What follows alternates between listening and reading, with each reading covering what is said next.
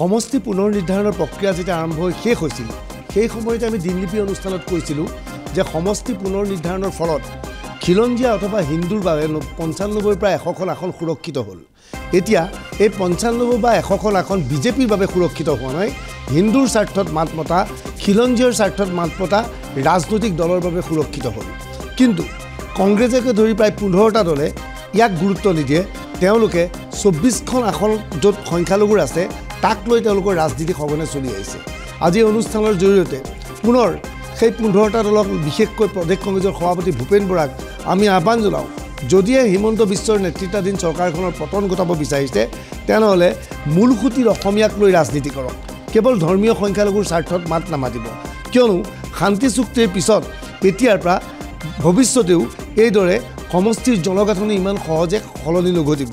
গতিকে ৰাজনীতি কৰিবলৈ হ'লে খিলঞ্জীয়াৰ স্বাৰ্থত ৰাজনীতি কৰাটো প্ৰতিটো ৰাজনৈতিক দলৰ অতিকৈ প্ৰয়োজনীয় হৈ পৰিছে। কিন্তু এইখিনি সময়তেই আজি কংগ্ৰেছৰ নেতৃত্ব ব্যস্ত আছিল কংগ্ৰেছৰ সংখ্যালঘু কোষৰ বৈঠকত, য'ত এজন দুজন নহয় কংগ্ৰেছৰ ৩জন সাংসদেই উপস্থিত আছিল সংখ্যালঘু কোষৰ সভাত।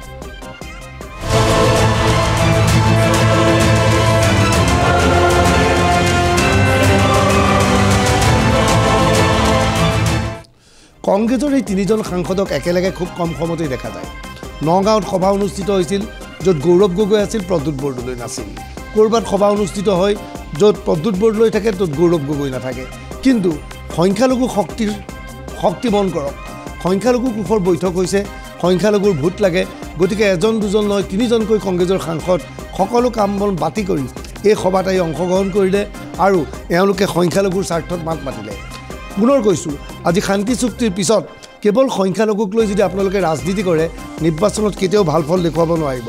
নিৰ্বাচনত ভাল ফল দেখুৱাবলৈ হ'লে মূলসুঁতিৰ অসমীয়া ৰাজনীতি কৰিব লাগিব। আজি সংখ্যালঘুৰ এই কোষৰ বৈঠকত অংশগ্ৰহণ কৰি ৩জন সাংসদে সংখ্যালঘুৰ সপক্ষে বক্তব্য আগবঢ়ালে। গৌৰৱ গগৈ কি কৈছিল প্ৰথমে শুনি লওঁ আহক।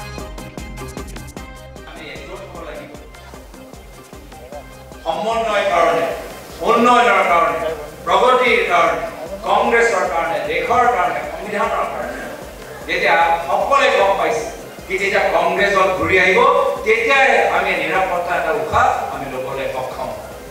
এই যে উশাহৰ শান্তি, মনৰ শান্তি, আত্মাৰ শান্তি, হৃদয়ৰ শান্তিৰ কাৰণে আমি আহা ১০০ দিন কংগ্ৰেছ কৰিব লাগিব। কৰিমনে? আমি কংগ্ৰেছ কৰিমনে? আমি কংগ্ৰেছ কৰিমনে? সত্য ৰাইজ যদি এনেকুৱা সাহস আমি কংগ্ৰেছ প্ৰত্যেক কংগ্ৰেছৰ কৰ্মীৰ বুকুত আমি সোমাব পাৰোঁ তেতিয়া আহা আমাৰ লোকসভা নিৰ্বাচনতো ভাল হ'ব, বিধানসভাতো আমাৰ ভাল হ'ব আৰু দেশে আমাক কৃতজ্ঞতা জ্ঞাপন কৰিব। দেশৰ ৰাইজে স্বীকৃতি এটা কৰিব কি কংগ্ৰেছ দল যি সময়ত আমাৰ লগৰ মাজত সাম্প্ৰদায়িক এটা জুই লাগি আছিল, কংগ্ৰেছৰ মানুহবোৰ আহি এই সাম্প্ৰদায়িক জুইটো নুমাই দিলে। ভৱিষ্যত হাজাৰ হাজাৰ বৰ্ষলৈকে ৰাইজে আমাক ধন্যবাদ, আমাক কৃতজ্ঞতা স্বীকৃতি আদা কৰি থাকিব যদি আমি আজি তাৰিখত সঁচাকৈ সৎ মনেৰে আমি কংগ্ৰেছ কৰি থাকোঁ। এই সাহস যে আজি এইখন মিটিঙত মই নিজে অনুভৱ কৰিছোঁ, এই সাহস আমি প্ৰত্যেক কংগ্ৰেছৰ সভালৈ লৈ যাব লাগিব। গৌৰৱ গগৈ বক্তব্য নিশ্চয় শুনিলে। গৌৰৱ গগৈ তৰুণ গগৈৰ পুত্ৰ।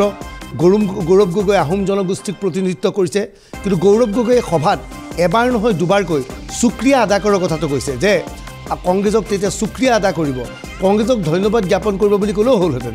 কিন্তু শুক্ৰিয়া আদা শব্দ ব্যৱহাৰ কৰি গৌৰৱ গগৈয়ে মুছলমান ভোটাৰক আকৰ্ষিত কৰিবলৈ চেষ্টা চলাইছে।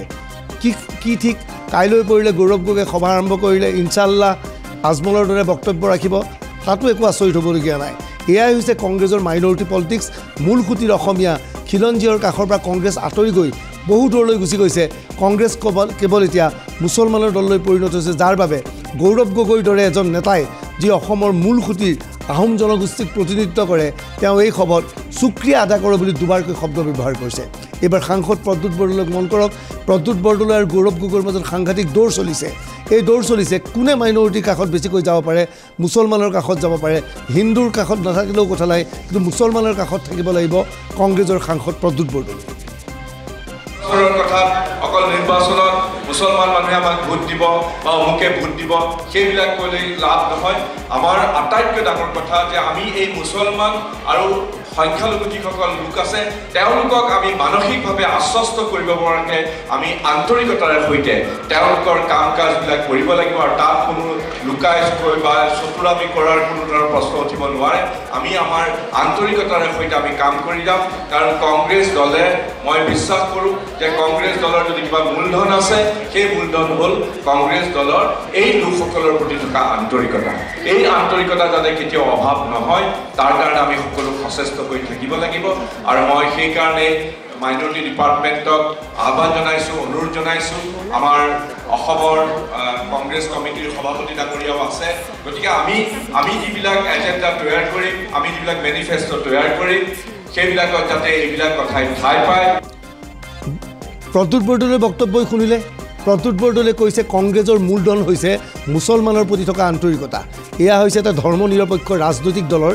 এজন সাংসদৰ বক্তব্য আজি এজন সাংসদে বিজেপিৰ এজন সাংসদে যদি ক'লেহেঁতেন বিজেপিৰ মূলধন হৈছে হিন্দুৰ প্ৰতি থকা আন্তৰিকতা লগে লগে তেওঁ সাম্প্ৰদায়িক বুলি ক'লেহেঁতেন কিন্তু প্ৰদ্যুৎ বৰদলৈয়ে কৈছে কংগ্ৰেছৰ মূলধন হৈছে মুছলমানৰ প্ৰতি সংখ্যালঘুৰ প্ৰতি থকা আমাৰ আন্তৰিকতা অৰ্থাৎ কংগ্ৰেছ যে সংখ্যালঘুৰ ভোটৰ ওপৰত নিৰ্ভৰশীল হৈছে কংগ্ৰেছ যে কমাত AIDFৰ বিকল্প দলৰূপে পৰিগণিত হৈছে সেই কথা ইতিমধ্যে আপোনালোকে গৌৰৱ গগৈ আৰু প্ৰদ্যুৎ বৰদলৈ দুজন সাংসদৰ বক্তব্য শুনিলে গতিকে ৩ নম্বৰজন সাংসদ নিশ্চয় আব্দুল খালেক তেওঁৰ কথাও শুনি লোৱাটো ভাল হ'ব তেওঁনো কি ক'লে এবাৰ তেওঁৰ বক্তব্য শুনোৱা হওক ৰাজ্যৰ যিজন মুখ্যমন্ত্ৰী সেই মুখ্যমন্ত্ৰীয়ে যিকোনো কথা আজি সংখ্যালঘু সমাজখনক বেংলাই কৰে বিদ্ৰোহ কৰে তাচ্ছিল্য কৰে অকল ভুল নালাগে বুলি নোকোৱাই নহয় বিদ্ৰোহ তাচ্ছিল্যৰ কোনো সীমা নাথাকে আজি চৰকাৰৰ দায়িত্ব হৈছে আইন শৃংখলা ৰক্ষা কৰা কিন্তু অসমৰ আজি এনেকুৱা এজন মুখ্যমন্ত্ৰী আছে তেওঁ অনৰ্গল মুখ্যমন্ত্ৰী হিমন্ত বিশ্ব শৰ্মাই ৰাজ্যখনত যাতে সাম্প্ৰদায়িক সম্পৰ্কৰ সৃষ্টি কৰে তেনেকুৱা এটা বাতাবৰণ সৃষ্টি কৰিবলৈ বিচাৰে সাংসদ আব্দুল খালেকে জনাটো প্ৰয়োজন তৰুণ গগৈৰ কাৰ্যকালত যেতিয়া অসমত কংগ্ৰেছ চৰকাৰ হৈছিল অসমত সাম্প্ৰদায়িক সংঘৰ্ষৰ কেইবাটাও ঘটনা সংঘটিত হৈছিল কুকুৰাঝাৰত কি কথা হৈছিল নিশ্চয় আব্দুল খালেকে পাহৰি যোৱা নাই কিন্তু সৰ্বানন্দ সোণোৱালৰ পৰা হিমন্ত বিশ্ব চৰকাৰলৈকে অসমত যেতিয়াৰ পৰাই বিজেপি চৰকাৰ হৈছে অসমত এটাও সাম্প্ৰদায়িক সংঘৰ্ষৰ ঘটনা সংঘটিত হোৱা নাই কিন্তু খালেকে আজি ভাষণত কৈছে হিমন্ত বিশ্ব শৰ্মাই অহৰ্নিশে চেষ্টা চলাই সাম্প্ৰদায়িক সংঘৰ্ষ সৃষ্টি কৰিবলৈ এই সভাত অংশগ্ৰহণ কৰি প্ৰদেশ কংগ্ৰেছৰ সভাপতি ভূপেন বৰাই আজি তাৎপৰ্যপূৰ্ণ বক্তব্য আগবঢ়াইছে ভূপেন বৰাৰ বক্তব্য বহুদিনৰ মূৰত বাস্তৱসন্মত বক্তব্য বুলি ক'লেও ভুল কোৱা নহ'ব ভূপেন বৰাৰ বক্তব্যক আমি সকলোৱে স্বাগতম জনাব লাগে প্ৰতিজন কংগ্ৰেছ কৰ্মীয়ে স্বাগতম জনাব লাগে সব কথা বুজি পাইও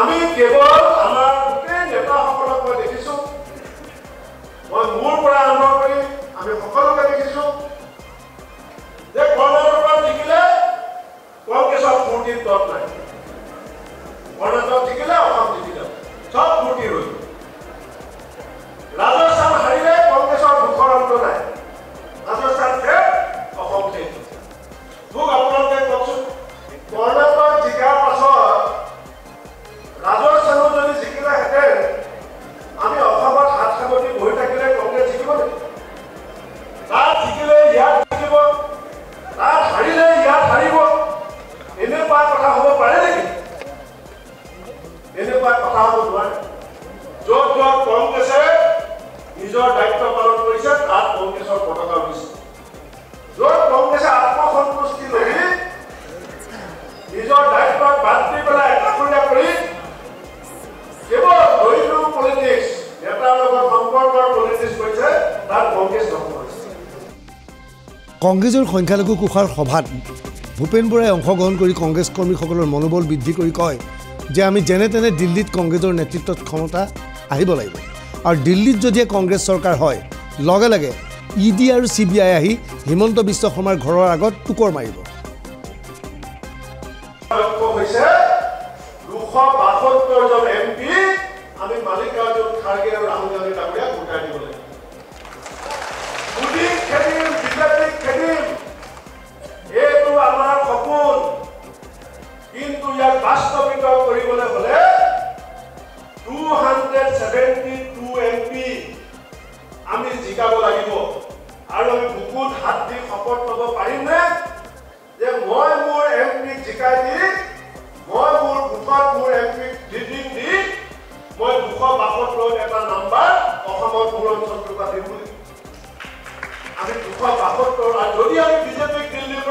নোৱাৰোঁ 2026 মই অসম্ভৱ বুলি নকওঁ কিন্তু বহুত কঠিন হ'ব আমাৰ MP জিকিলে আমাৰ ব্যক্তিগত কিমান লাভ হ'ব লোকচান হ'ব ডাঙৰ কথা নহয় কিন্তু আমাৰ MP জিকিলে দিল্লীত বিজেপি ক্ষমতাচ্যুত হ'ব আৰু দিল্লীত যেতিয়া বিজেপি ক্ষমতাচ্যুত হ'ব এই CBI এই ED এই পুলিচ হিমন্ত বিশ্ব শৰ্মাৰ দৰ্জা মুখত গৈ পেলাই টকৰ পাৰিব একো নাই বেছি সময় নালাগে কিন্তু সেই সিদ্ধান্ত আমি কৰিবলৈ হ'লে সেই পৰিস্থিতি আমি সৃষ্টি কৰিবলৈ হ'লে আমি আমাৰ নিজৰ যিটো কঠিন পৰিশ্ৰম আৰু আমাৰ ভিতৰৰ যিটো সংকল্প তাক আমি দৃঢ় কৰিব লাগিব এতিয়া বহুতে মোক